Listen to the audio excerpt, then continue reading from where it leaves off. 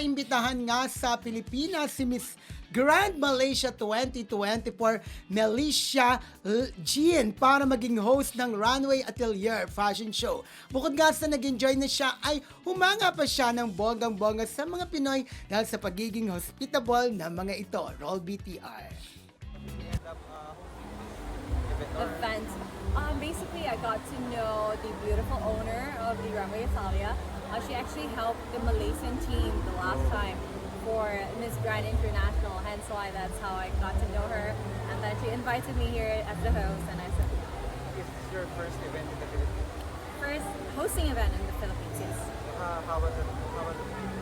I think it has been incredible because to me, like, I've never hosted in the Philippines, so I've been hosting everywhere else internationally, but I think here hospitality has always been great, and I'm happy to. Okay, si Miss Grand Malaysia ay nasa Pilipinas ngayon. Siya ang nakalaban ni CJ Opiasa na nag-host sa atin sa Star Awards for Movies. Oo, nag-host siya sa fashion show ng Runway Atelier kung saan humanga siya sa pagiging talagang hospitable ng mga Pilipino. Alam naman natin yan, BFF, di ba?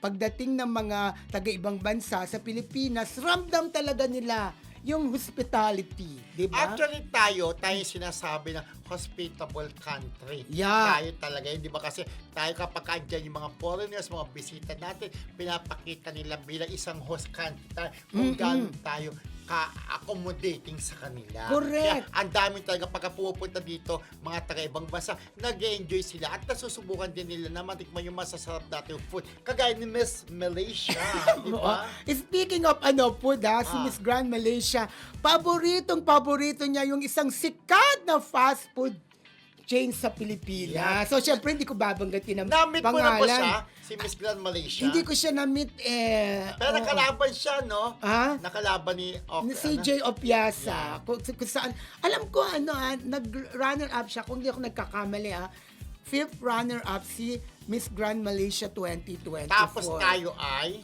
Si CJ nga. title. Title Tayo. Oo. Kasi after maano isa, di ba? Ano ang isa? Hindi ba Hindi! yung na-dethrone? Siya ang niluklok sa na-dethrone na si Miss yun na nga, India. tama ko. Oo.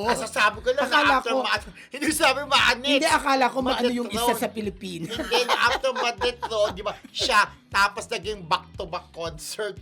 Sila na yung Oo, yung Runway Atelier Fashion Show kung saan talaga binibigyan nila ng pagkakataon yung mga bata na talagang i-showcase ang kanilang mga talento, hindi lang sa pagmumodel, pati sa pagsasayaw. Oo. Yan, nakakatawa, di ba? Yes. Na- At nag-host talaga si Miss Grand Malaysia, di ba? Galing pa sa ibang bansa ang host.